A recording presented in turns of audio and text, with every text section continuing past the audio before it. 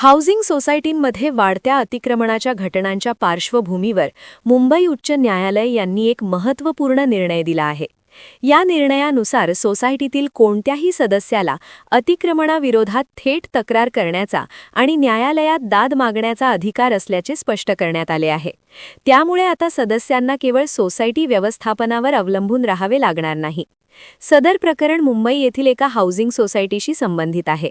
एका सदस्याने इमारतीतील अनधिकृत बांधकाम तसेच कॉमन एरियामध्ये झालेल्या अतिक्रमणाबाबत आक्षेप घेतला होता.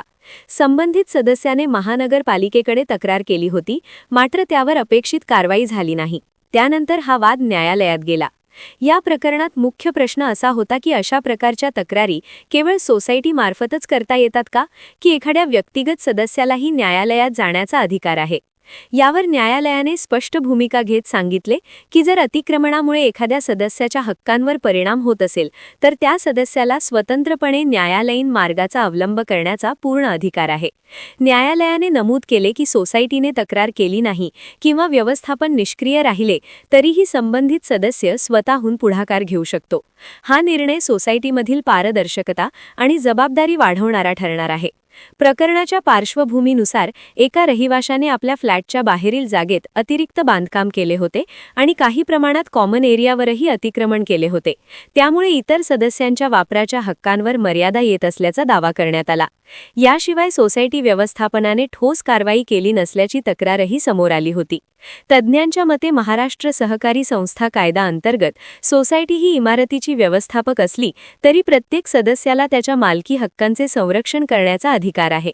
या निर्णयामुळे सदस्य अधिक जागरूक राहतील आणि अतिक्रमणासारख्या समस्यांवर वेळेत कारवाई होण्यास मदत होईल. स्थानिक नागरिकांनी या निर्णयाचे स्वागत केले आहे. अनेकदा सोसायटी व्यवस्थापन निष्क्रिय राहिल्यास सामान्य सदस्यांना न्याय मिळवणे कठीण होते. मात्र आता सदस्य स्वतःहून पुढाकार घेऊन कायदेशीर लढा देऊ शकतील, अशी भावना व्यक्त होत आहे. दरम्यान महानगरपालिकेच्या भूमिकेवरही या निर्णयामुळे प्रकाश पडला आहे. अनधिकृत बांधकामांवर त्वरित कारवाई करणे ही पालिकेची जबाबदारी आहे आणि तक्रारींकडे दुर्लक्ष झाल्यास नागरिक न्यायालयाचा दरवाजा ठोठावू शकतात, हेही या निकालातून अधोरेखित झाले आहे. एकूणच उच्च न्यायालयाचा हा निर्णय हाऊसिंग सोसायटींमधील अतिक्रमणाच्या समस्येवर नियंत्रण ठेवण्यासाठी महत्त्वाचा टप्पा ठरत आहे.